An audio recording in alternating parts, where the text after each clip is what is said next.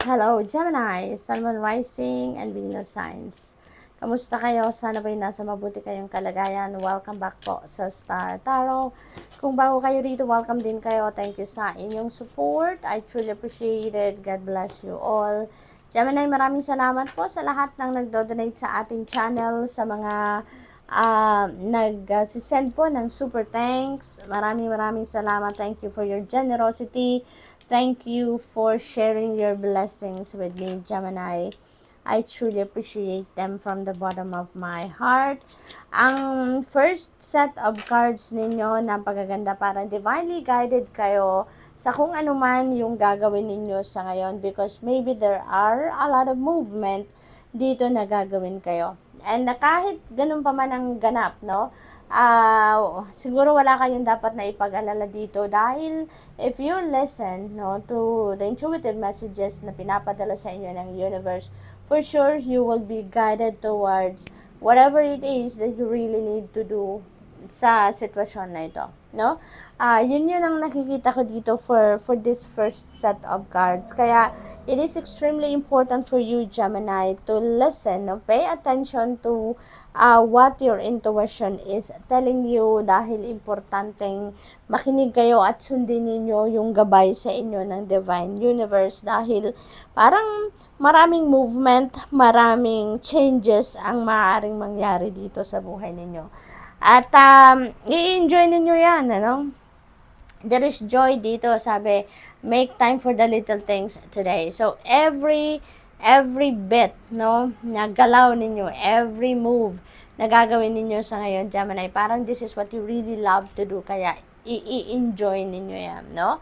You're going to savor that, kaganapan, sa nagagawin ninyo, or kung ano man yung mangyayari, kung ano man ang mag-unfold, parang lahat maa-appreciate ninyo, okay? We have with din dito, no? Don't tolerate less than you deserve. Ayan. So, parang ang napipick up ko dyan, wag ninyong hayaan, na yung parang yung mga tao sa paligid niyo lumampas sa, kumbaga, sa boundary, no? Na sinaset ninyo for yourself. So, don't allow other people to intimidate you. Don't allow other people na apak-apakan kayo, i-bypass kayo, or abusuhin kayo. Ayun, thank you, Spirit, no? Kasi kung ano yung deserve ninyo, make sure that you know what it is, para makapag-set kayo, makapag-build kayo ng healthy personal boundaries, no? Dahil nakakatulong din yan, no? Yung pagsaset ng boundaries, nakakatulong yan sa lahat ng klaseng relationships. Mas nakakatulong yan na magkaroon kayo ng respeto sa bawat isa, paggalang, no? Lalo-lalo na yung kahit person ninyo, no? Kahit yung karelasyon ninyo, importante pa rin na meron pa rin kayong boundaries. So, move. Yan. It's about time na to make a move. Diba, Gemini? Maaring may mga iniisip kayo, marami kayong ideas, marami kayong plano, pero maybe for the longest time, nandiyan lang kayo sa energy ng nagpo-procrastinate kayo, tahimik lang kayo, wala kayong action na ginagawa, no? Pero ngayon, iniimbitahan kayo to make a move, no? Diskartehan nyo na, take action na, it's about time na, no? So, what else? Gemini, major life change, time is right for major life changes. Ayan. So, kaya kailangan ninyo nang gumalaw. Kailangan na ninyo na mag-take action sa kung ano man ang mga bagay na gusto ninyong baguhin sa buhay ninyo. As a new lifestyle or location brings great joy and a trouble-free existence.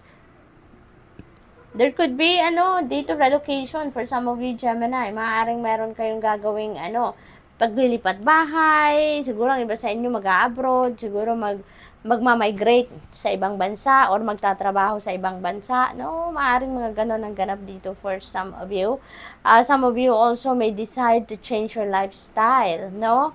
Maaring either mas garbo ngayon magiging lifestyle ninyo or mas simple, no? Maaring ganon. We have signs. Your future positive direction will reveal itself. Yan. Any doubts and confusion will soon disappear dahil most likely makikinig kayo dito sa inyong intuitive messages and you are going to pay attention to the signs. So, pinapakita ng dalawang cards na to, no? Na divinely guided kayo, Gemini. Nandiyan dyan ang inyong spirit team, ginagabayan ka, tinutulungan ka, binibigyan ka ng enlightenment, ng illumination, ano? Kaya napakahalaga dito na mag-pay attention kayo doon sa mga signs and symbols na pinapadala sa inyo ng divine universe, because that is the way of the universe to guide you, no, on how you're going to navigate this major life change, no, sa buhay ninyo. Assert yourself, go for what you want. Ayan, go for it, make a move, mag-take action na kayo, go for what you want. The time is right, no, for soulmate connections. Birth of a child is also likely. Ayan, so may mga opportunity dito siguro na makilala nyo na kung sino man ang inyong soulmate. So be open, no, to meeting new people, no, kasi who knows, baka nandiyan dyan yung inyong soulmate. Ang iba sa inyo dito, mga anak, no, siguro sa ngayon, kung hindi man kayo yung person ninyo, or maybe anyone, no, na close to your heart, kaibigan, best friend ninyo, pamangkin ninyo, anak ninyo, it could be anyone, no, sa buhay ninyo na malapit sa puso ninyo. We have communication. Ayan, a reunion could bring love or rekindling of friendship. A lucky win seems likely. Wow, merong panalo. Lucky wins. Iswertehin kayo dito, no? Merong panalo kayo na maaring dumating sa buhay ninyo sa ngayon. Siguro dito din may attendan kayong reunion, may attendan kayong social gatherings siguro, no? At maaaring doon magkita kayong muli, mag-cross muli ang landas ng inyong ex-lover, ex-jowa, or ex na kaibigan, ano? At siguro mag-uusap, magkakaroon ng pagre-rekindle ng inyong friendship or pagre-rekindle ng inyong relationship. So, good luck, and that's all I have for you for today. Thank you for watching. Love and light. Namaste. Hello, Libra, Sun, Moon, Rising, and Venus signs. Kamusta kayo? Sana po ay nasa mabuti kayong kalagayan. Welcome back po sa Star Tarot. Kung bago kayo rito, welcome din kayo. Thank you sa inyong support. I truly appreciate it. God bless you all. Libra, maraming salamat po sa lahat ng mga nagdo-donate sa ating channel. Maraming salamat sa mga nagsasend po ng super thanks. I truly appreciate them. God bless you all po. No? I truly appreciate your generosity po at saka yung salamat sa inyong pag-share ng blessings po ninyo. So, Libra, pa una mensahe po ninyo, forgiveness. Ayan, so ang iba sa inyo dito, handa nang humingi siguro ng kapatawaran. Sa iba, mga taong nasaktan ninyo in the past, no? If that's the case, posible din na meron ditong mag-approach sa inyo at sa inyo naman hihingi ng kapatawaran. So, this is good kasi ibig sabihin, you're choosing love na, no? Kasi you've learned to accept na that what happened in the past already for a reason. At ngayon, nagbubukas na ang puso ninyo para sa pagpapatawad or paghihingi ng kapatawaran. Self-care, ayan, so ang iba sa inyo dito really need to take care of yourself. That is a wake-up call para sa inyo, Libra. It's about time na para pangalagaan naman ninyo ang inyong sarili, ang inyong katawan, ang inyong mental health, ang inyong overall well-being. Okay? Hindi pwedeng lagi lang kayong focus sa ibang parte ng buhay ninyo, major life areas, at nanineglect ang inyong health, no? Ang inyong well-being. Kaya, ito ang inyong imbitasyon sa ngayon, ano, na mag-self-care naman kayo. We have play, ayan, parte pa rin ito ng pagsa-self-care ninyo, na mag-unwind naman kayo, embrace your inner child, mag-relax naman kayo, no, mag-chill. Lagi po ninyong alalahanin, Libra, na all work and no play makes Jack a dull boy, hindi ba? Kaya, kahit ano man ang pangyayari sa buhay natin, kailangan natin isipin pa rin ang balanse, ibigay natin yung pahinga, tulog, masustansyang pagkain sa sarili natin, okay? That is part of our self-care regimen, okay? We have dare, take a risk, and fly. Ayan, so iniimbitahan na kayo ngayon ng Spirit Libra na mag-take risk na kayo. Now is the time for you to grow, to give yourself an opportunity to expand, to evolve into the best version of yourself, no? Siguro may mga opportunities na din na lumalapit sa inyo sa ngayon na yung bang iniimbitahan na kayo, no? Na magano na kayo, mag-take risk na kayo, na mag-try na kayo ng different things, new things para sa inyo, na lumabas na kayo sa inyong comfort zone, kumbaga, no, Libra? So, good luck to that. We have declutter your life. Wow, hindi lang ito physical space ninyo, sorry po, na kailangan ninyong i-declutter, but yung buhay ninyo mismo, no? Maaaring may mga sitwasyon sa buhay ninyo or even tao, no, na parte ng buhay ninyo, ng circle ninyo, na they don't deserve to be in your life, kumbaga, no? Kaya maybe you're going to let go of them na sa ngayon. Let go of correspondence, objects, no? Pati mga bagay-bagay, tao that you no longer want. Someone will hurt your feelings and reveal a new side of themselves that you may wish to avoid. Ayan. So, parang meron ding ano dito, meron din siguro makakapanakit ng inyong damdamin sa ngayon, ano? Or posible din na nangyari na yan, kaya nga may forgiveness energy na, no? So, maaaring ganun din ang naging sitwasyon dan. Twists and turns. Carefully made plans could be thrown out the window as major changes and interruptions surround you.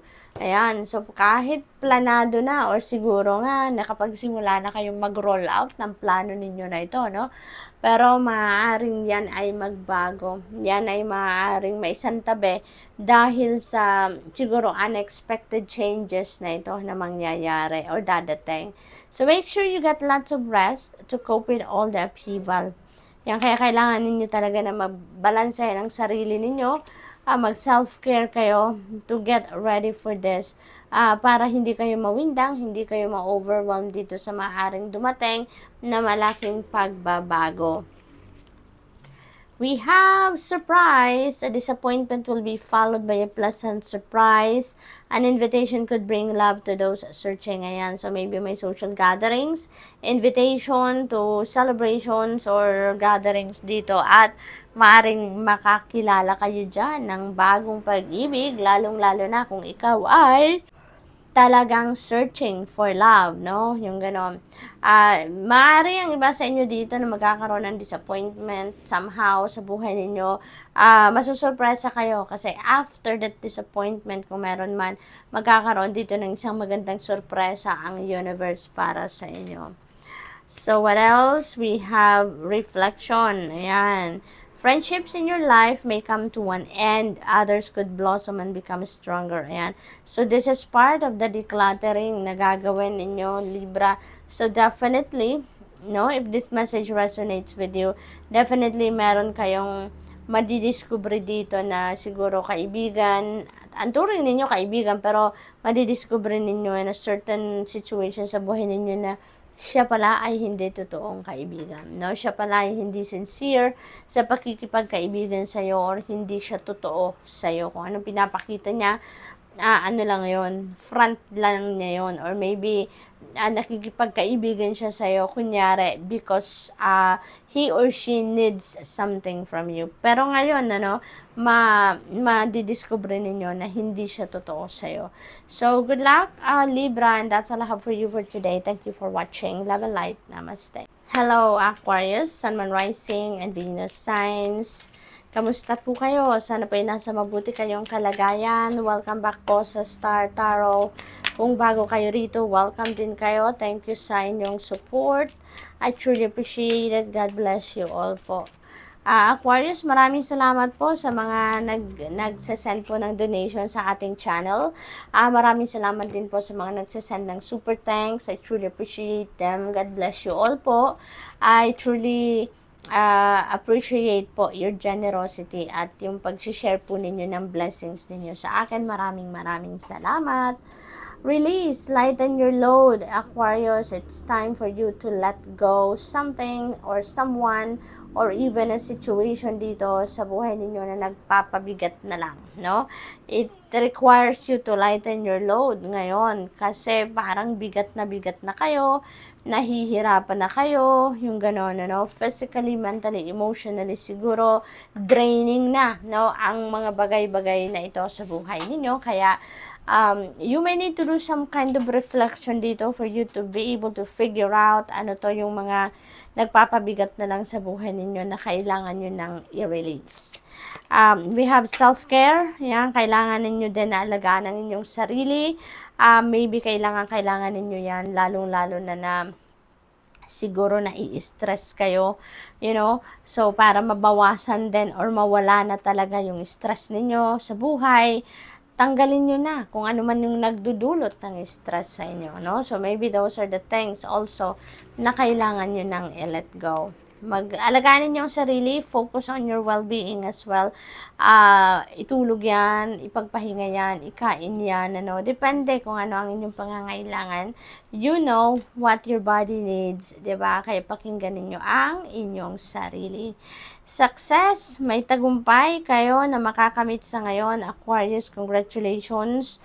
Dahil kung ano man itong success na to, for sure, pinagtrabahuan ninyo to, deserve nyo ito, na i-savor ninyo at i-enjoy ninyo kung ano man ang tagumpay na ito, okay?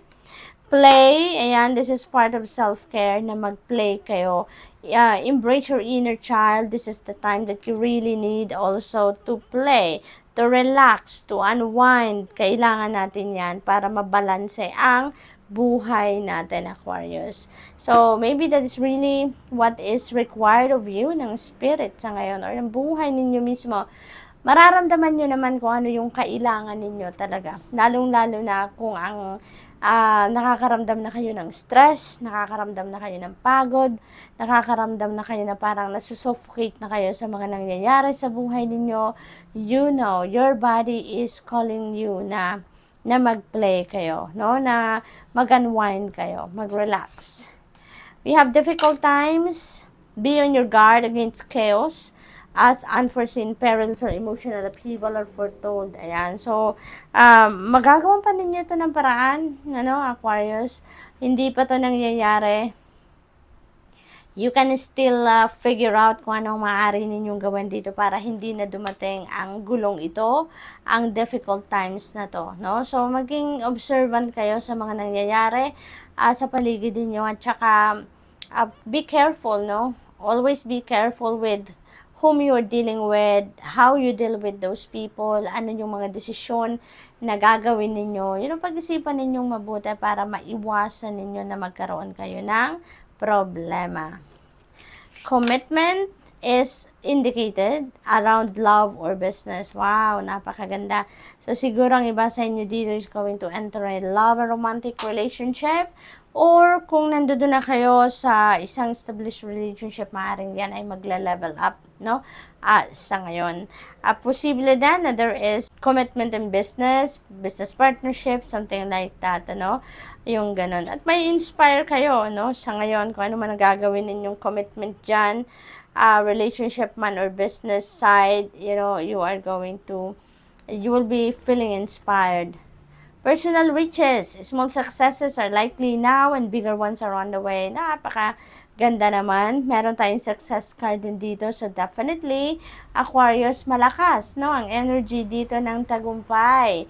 So, maaring marami na kayong mga nakukuha ngayon na experience na nakakamit na mga small time successes, pero ang mga malalaking tagumpay daw ay parating, 'di ba? Yan ang sinasabi dito. Kaya there is so much joy dito na parang babalot sa inyo dahil parang tuloy-tuloy ang pasok ng tagumpay. Finances could improve dramatically. Wow! So maybe yung success na to is financial success. Maaring may mga swerte kayo ngayon sa negosyo, return of investments na parating, siguro mayroong mga financial blessings, financial opportunities coming in din dito, no? Kaya, good luck to that. We have nature. Interact with nature in the outdoors around animals, farmlands, or by the ocean. This will be good for the soul and healing for you. You really need that healing energy, no, Aquarius? Dito may self-care, may play, tas may release. So most likely, parang nabibigatan kayo sa inyong sitwasyon sa buhay sa ngayon. Maaring aligaga kayo, maybe you have too much on your plate, at kailangan ninyo ng healing energy. And the nature spirits, no, spending time with nature is very healing, very therapeutic, libre pa, kaya yun din ang imbitasyon sa inyo dito ng energy na to, na mag-spend time kayo with nature, no? Kasi that's very healing and very therapeutic. It will help you na makapag-declutter kayo ng negativity sa inyong katawan, sa inyong isipan, sa inyong damdamin, sa inyong energy field. So, kung meron kayong access, no, sa nature, lumabas kayo, if you were safe, no, at kung meron kayong access sa tubig, dagat, ocean, whatever, or forest, 'di ba? Ang iba mahilig mag-hiking, mahilig mag-walking around nature. So depende sa inyong interest, depende din sa inyong sitwasyon, as long as you are safe, no? And if you have access to any of those nature elements, then go for it. So good luck. That's all I have for you for today. Thank you for watching. Love and light. Namaste.